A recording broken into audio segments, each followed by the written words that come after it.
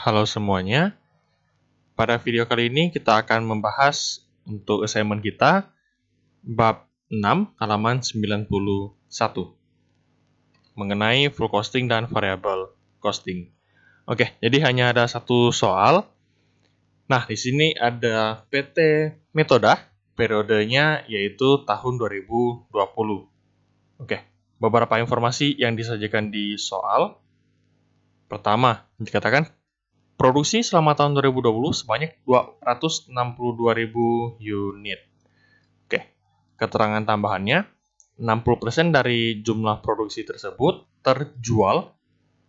Berarti 60% dari 262.000 itu adalah unit yang terjual. Berarti jumlah unit tersebut akan kita gunakan pada perhitungan penjualan. Kemudian sisanya, berarti 40%, masih tersimpan di gudang. Berarti artinya apa? Artinya itu adalah persediaan unit jadi akhir kita sampai pada akhir tahun. Berarti persediaan unit jadi. Oke. Kita lanjut. Di sini ada biaya bahan baku langsung 71 juta. BTKL. Kalau di contoh soal kita harus menghitung karena yang diketahui adalah biaya per unit. Di sini dia tidak tulis per unit, berarti ini adalah biaya totalnya. BP variabelnya sekian, 46, BP tetap 16. Harga jual per unit 7.500. Biaya admin umum variabel, tetap, pemasaran variabel, dan tetap. Oke, harusnya lebih simpel karena kita hanya diminta untuk menyusunnya saja. Nah, kita diminta apa nih? Untuk susun laba rugi tahun 2020 pakai dua metode. Yang satunya full costing, satunya variable costing. Kita lihat ke pembahasannya. Oke, jadi jumlah unit yang kita produksi adalah 262.000 unit. 60%-nya berarti unit terjual, yaitu sebesar 157.200 unit. Oke, kemudian yang tersisa adalah 40%-nya, berarti 104.800. Kita susun laba rugi untuk full costing-nya dulu. Seperti biasa, tulis skopnya, ada nama perusahaan, jenis laporan, dan periode yang berakhir pada 31 Desember 2020. Oke, kita masuk ke penjualan. Penjualannya 1179. Dapat dari mana? Dapat dari harga jual per unit 7.500. Berarti dikali dengan 157.200 yang terjual. Oke, dapatlah 1 M-an, 1,1 M. Nah, kita hitung HPP-nya. Berarti tidak ada info persediaan barangnya di awal, berarti 0. Barang dalam proses awal, 0. Nah, biaya produksinya. Ada bahan baku langsung, tenaga kerja langsung, BOP variabel, BOP tetap semuanya dimasukin. Totalnya 164 juta. Nah, kita hitung persediaan barang jadi akhir. Yang tersisa untuk persediaan kita adalah 104.800 unit. Oke, pertama kita harus menghitung dulu modal untuk satu unitnya berapa ya. Jadi harga per unitnya berapa. Nah, cara tahunya gimana? Kalian harus menghitung, berarti biaya produksi kita kan 164 juta. 164 juta kalian bagi dengan total unit yang kamu produksi, yaitu 262.000 unit. Berarti 164 juta dibagi 262.000 unit. Nah, dapatlah satu unitnya itu Rp625,95. Saya ambil dua angka di belakang koma. 625,95. Kalikan jumlah persediaan yang tersisa 104.800. Dapatlah sekian, dikurangi berarti menjadi HPP, dapatlah laba kotor, biaya administrasi dan umum. Karena ini full costing, berarti variabel ataupun tetap digabung jadi satu. Kemudian pemasaran juga sama, digabung jadi satu. Dapatlah sekian, nah laba bersihnya 970 jutaan. Seperti itu. Kita coba lihat ke metode full variable costing. Oke, yang variable costing.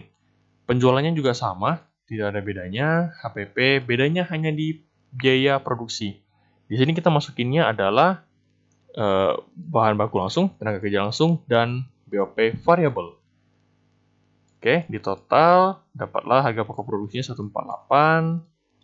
Nah, ada persediaan barang jadi akhir. Berarti sama 104.800 unit yang tersisa.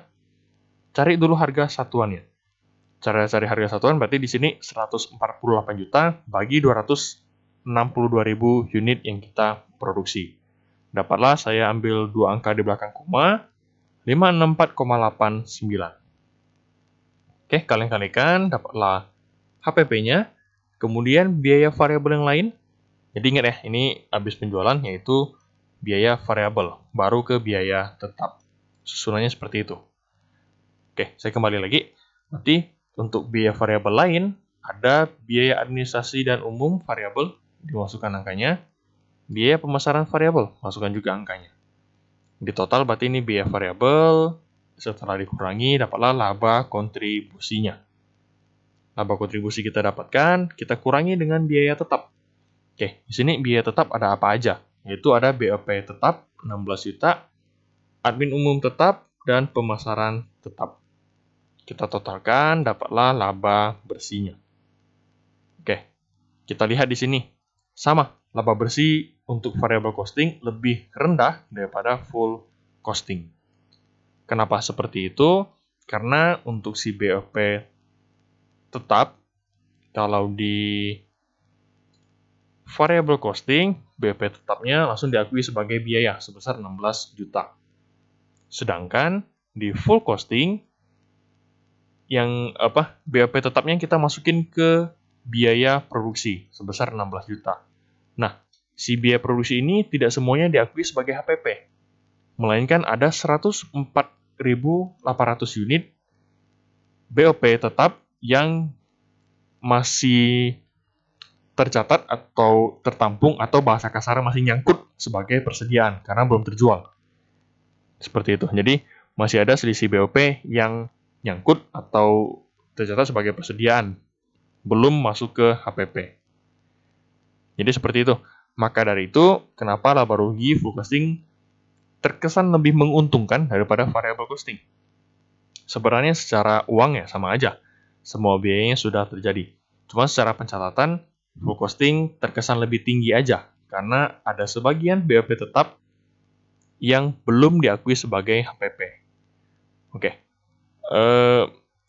Laba rugi ini antara full costing dan variable costing akan tidak ada perbedaannya jika jumlah penjualan dan jumlah HPP, jumlah unitnya ya, itu sama.